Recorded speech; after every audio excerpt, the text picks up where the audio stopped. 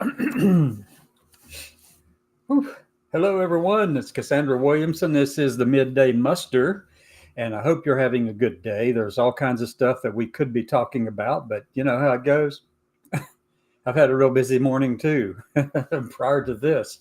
So I have several things that really needed to be talked, to mention, and discussed. And one of the things that bothers me the greatest, by the way, is the constant attack on academic freedom and viewpoint diversity coming out of this administration, the current administration, the Trump administration. They claim to be pushing for and wanting greater viewpoint diversity within the academies. I'm talking about as an academic environment, whether it's universities, colleges, military academies, or wherever, or places of higher learning, let's say. But what they're doing is they're taking over the entire thing and imposing their particular brand of ideology on it, and not actually allowing for any other kind of thinking to occur. They're requiring certain words to be eliminated, certain phrases to be eliminated, research to be eliminated if they don't like it, hasn't been pre-approved. This is the kind of stuff that we've seen in the past in this country. It's not just specific to Trump or this administration, but it's gone on in the past. People have actually gone after academia, gone after those who are in our higher educational institutions, higher ed, and all that kind of stuff. They're there, but yet they have strongly opposed having these people just take over the whole system for them, and provide all of the intellectual power to run the country. But yet you've got two camps in the country right now. You've got a camp out there that goes, and we need the intellectual variety of people to be involved. We need academia to be involved. We have to encourage their thinking, encourage them. But then you got this other group over here, which is the larger group of the population, and they aren't interested in anything academia has to say. And that's a problem, because in this day and time, academia is what's driving the entire knowledge stream forward. Okay, all the advances in science and technology and all of those things, it's coming out of academia, but yet they're trying to stifle it, so they can't think unless, and it can't respond or do research or any kind of thing like that unless it's pre-approved and they have certain words that can't be used. This has happened before in the country, happened in the 50s under McCarthyism. It happened then. I mean, it's happened in the 70s, early 70s. There's been a pushback against academia because, they were moving so far ahead of the rest of the country that they got scared, and they had the numbers to be able to roll them all back, to take control of them and, try to get it under control again. Every few generations, it does it again and again and again, because you can't stop learning. You can't stop academia from trying to improve and moving forward. It's not going to happen, but you can slow it down, and you can impose your ideology upon it for a period of time, but it ultimately fails. But in the midst of it, what do? Well, that's a real question. That is a very serious thing to think about, because it can go sideways in a hurry. It can go really sideways in a hurry, folks. President Trump was talking today about taking money from Harvard and giving it to trade schools, because, I haven't figured out exactly what his gripe is with Harvard. I think it's just because they are the penultimate, the highest form of educational attainment in the country. All right. So he's trying to cut the knees out from under them to bring them down to earth for the rest of the country, because, they feel like they're superior to them and they're going to take them down a notch. Jeez. Infantile thinking. That's what that is. It's a bunch of infants out there running the country right now who take offense at everything. Everything that looks different, sounds different, believes differently, loves differently, all of those things. And it's anathema. It's crazy. It's craziness. It really is. Because you need those things. You need those people there. And if you don't have them there, guess what? China will. Russia will. Iran will. They'll keep pushing forward on all those things. And here we are trying to stifle education in our country, trying to demand that it only say certain words, that it doesn't use other words that's not approved or authorized, doesn't do research that is actually academically sound, that actually is taking care of people in the country or advancing technological improvements and scientific improvements and the foundational things of the theoretical sciences. I mean, you're going to go in there and jerk out the words you don't like, but yet these other countries don't have that same qualm, except Iran and Russia to a certain degree. But China, on the other hand, though, they're going to keep moving forward, and they will pass us.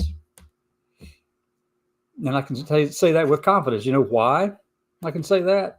Do you know which country has the most millionaires and billionaires in it? It's not the U.S. It's China.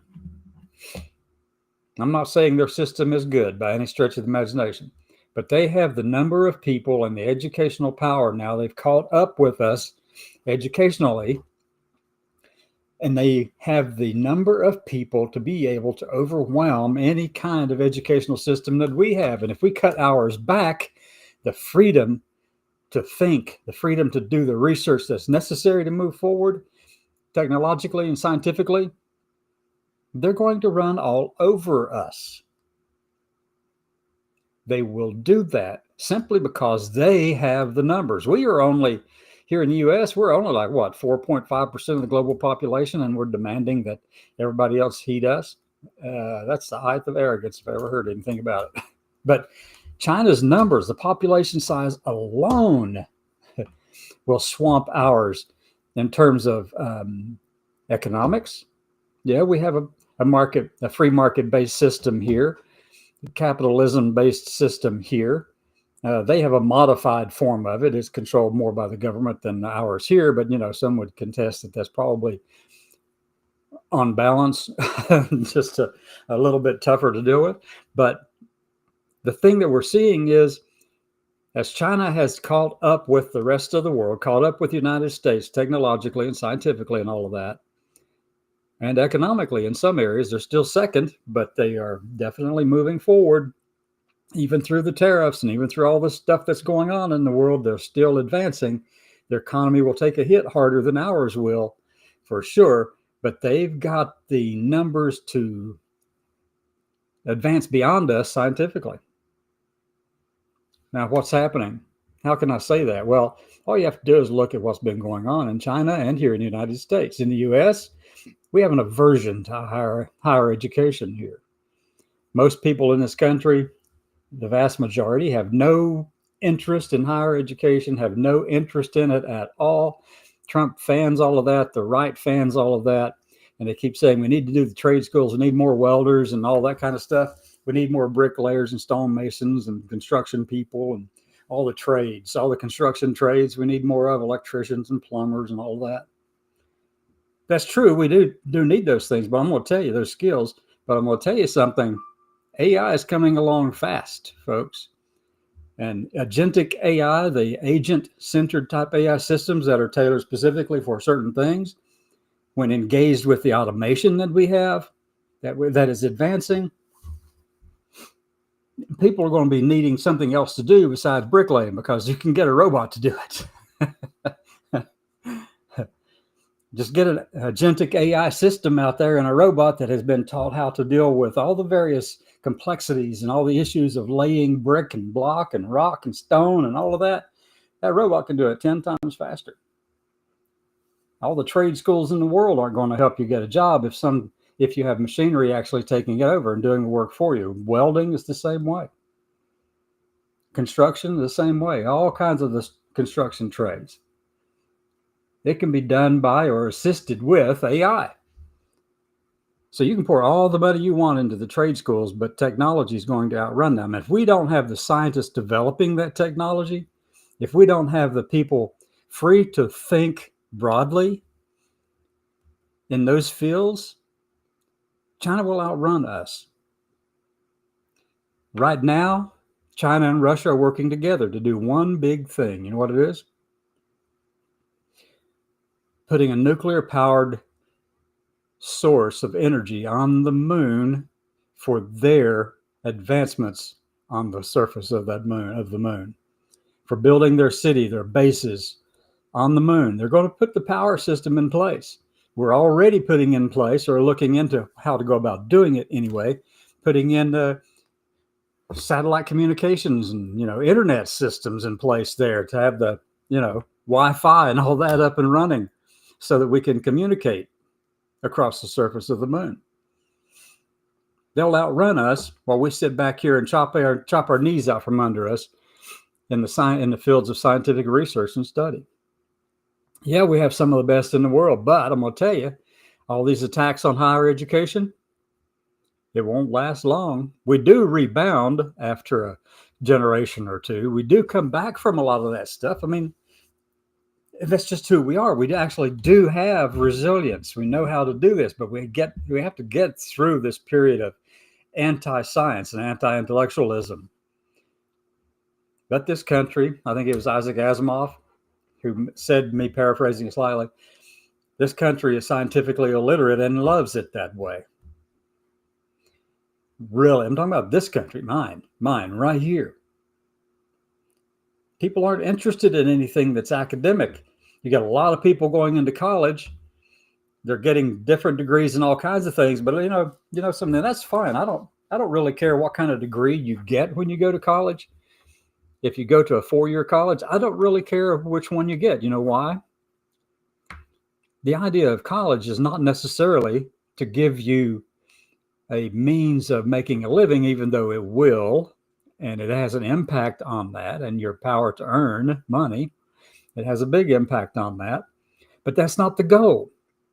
I had a professor in college told me that if you wanted to make a living at doing, I was in statistical mathematics, operations research and stuff, and he said, he told all of us in the class, I believe, that if you want to make a living at this, you need a PhD in it. And I'm thinking, no, I'm not. I'd love to have a PhD, but not in this, because at the time it was all really rough, difficult to do for me anyway. It was a challenge. I'm glad systems come along. I'm glad there's some scientists and engineers and technicians out there who develop the stuff to actually make that stuff work better without having to go get a PhD to do it. But anyway, so my point is, this administration is cutting the knees out of the future of our country. They're doing it deliberately. They have an aversion to anyone who is smarter than them, or who knows more than them, or maybe who knows something that they disagree with, but the evidence is all in support of that other group and not the administration. So what they do, they go around and cut off the knees out from under all the research that could possibly prove or show yes or no that something is either correct or incorrect, and valid peer-reviewed research, are cutting it off in all kinds of fields.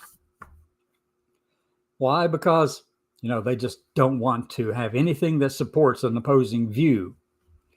That's what it's all about. And that's why you have reports coming out that are so biased and full of crap that they're just meaningless, but they're being used. Those reports will be used in legislation to go after minorities in the country. Even though we know that the reports are baseless, they contain falsehoods from one end to the other. They're based on other falsehoods put in other reports. I'm talking about the one that had to do with gender dysphoria among adolescents, and then the Cass review from the UK. Both were flawed, deeply flawed, not peer-reviewed, not sound science. They were ideological pieces. They were designed to support an ideological view that is in opposition to the existence of anyone with gender dysphoria or transgender or anything like that. I mean, the whole idea of these reports has been, let's see if we can come up with something that sounds scientific, and we'll shroud all of our religious ideology and cover it up and all of that so that it sounds respectable, and we can use it in a way that we can write legislation from it. That's what they're doing, and that's what they have done for years. This is not new. But here's the thing, both sides have done it. Both sides are in error at all of this. And I'm going to give you one big example of right now the Democratic Party is floundering. You probably don't want to hear that from me, but what the hell is $20 million being used to try to encourage men to vote in the Democratic Party to go? Really? There's other things you can do with $20 million. How about taking that $20 million and putting it into a community that might need it, and the word will spread of the generosity of the Democratic Party that has helped people in their time of need where they live right there. I mean, you can go in there and plaster it all out. Just say, hey, look, we're going to give $20 million into, I don't know, developing the city of Williamson, putting new roads in there, helping them with that, or the smaller communities around the city of Williamson, West Virginia, and South Williamson, Kentucky. You can, that $20 million the Democratic Party is spending on how to get men engaged, young men engaged in, that's the most asinine, stupid thing I've ever heard. You know, I'm going to tell you that one of the best ways, word of mouth is one of the best ways that gets people more interested in what you're doing. But the word of mouth has to be based on something that's solid. So take the $20 million, announce that it's coming from the Democratic Party, announce what you're going to do with it, and give it to one community, one place, and it will be like wildfire. The Democratic Party actually helps someone locally, a small community. I don't care. I mean, Williamson would be great. I mean, it's got my name on the city. I'm threatening to take it back because they have failed miserably. My family started that town. We founded that town in 1895. Started it out, gave it a good start, had the banks, had the minerals, had everything in there, brought in the railroad and all that kind of stuff into the town. And now it has just been run into the freaking ground. It needs to be started. We need to start over, raise a lot of the buildings. And I mean, not raise them or lift them, but RAZE, tear them down and start over in some of the places. I mean, there are some buildings there that need to be gone, folks, and rebuilt in the city of Williamson. And I did a little live thing there yesterday, walking around the city as part of my midday muster. Had the Chamber of Commerce, which is it's a coal house. It's built from coal, literally, and it's been shellacked and whatever and all that. And a really shiny black building. That's the Chamber of Commerce from Mingo County, West Virginia. But that city, I mean, the Democratic Party could take that $20 million and give it to the flood victims here in Eastern Kentucky. And the impact of that would go far beyond just helping out that one community, because people would then begin to see that the Democratic Party is actually interested in helping people where they are, right where they are. That's the only caveat to that. The only catch to that is when you give that money, you make sure that everybody knows it came from you, and then sit back, because it will spread like wildfire. And then pick another strategic spot around the country that needs help. Go into North Carolina and Western North Carolina and Asheville area. Give that $20 million or a bunch of money in that area. You want to see change. You want to see power restored and this idiotic Trump administration removed or limited. Start doing things at the local level. Don't spend a bunch of money trying to figure out how to attract men into the party. That's just so crazy. That's a colossal waste of money. Really is. Give it to someone who needs it. Let them build what they want with it. No strings attached. And you will have a massive groundswell of people supporting what the Democratic Party is doing, because they will see then that you actually are serious about helping people and doing what's best for the whole country. Okay. That's really the best way to do it. You want to change this stuff? You want to have an impact on things going forward? You want to regain control of government and then figure out a way not to lose it? You've got to help people where they are. You've got to go in those communities and say, what can I do to help you? You got to walk the streets, look at them, see what's messed up and needs to be fixed. That's how you shape this and you move forward with it. Now, I just want to make one thing very, very clear. Whichever party does that will always get the vote. It doesn't matter which party it is. Now, I'm going to say this too. There are a lot of crazy crap. There's a lot of crazy crap going on in the Democratic Party, but there is also a lot of crazy crap going on in the Republican Party. And likewise, there's some things that we could agree with in the Republican Party and agree with in the Democratic Party. The stuff I'm saying is not black and white.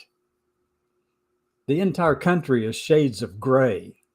Actually, it's shades of the rainbow, the entire thing, all of it, for everyone in the country. And that's what we need to be focused on, rather than how to get men to come back to the party.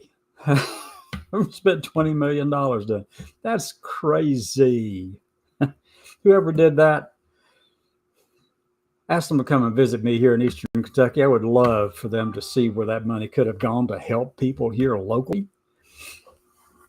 I would like to take them down through some of the streets in the city of Williamson, my birth city, and show them what $20 million could do to help that city improve in a sustainable way.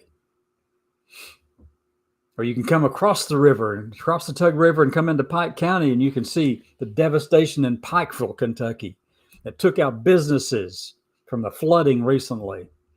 20 million would go a long way to helping get that stuff cleaned up and fixing this mess around here, and help businesses here in South Williamson, Kentucky, right across from Williamson. There's businesses that were lost there, businesses going out.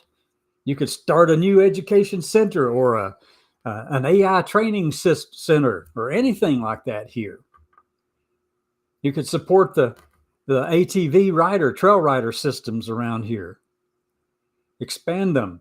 There are numerous things that could be done rather than wasting $20 million on figuring out how to get men to support. You want to get men to support you? Go where the men are. Get out on the ATV trail and walk through the trails and see what needs to be fixed.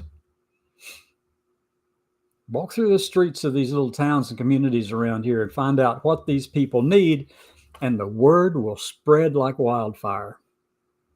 You will have done something that will accomplish far greater things over a long term than spending $20 million trying to figure out how to get men.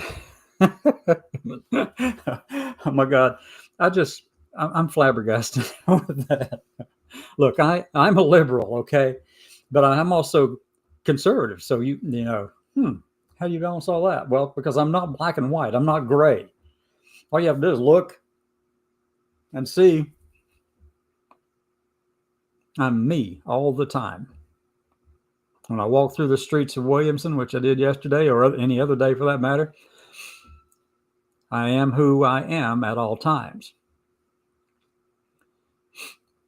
Doesn't matter. I walked around some city blocks down there.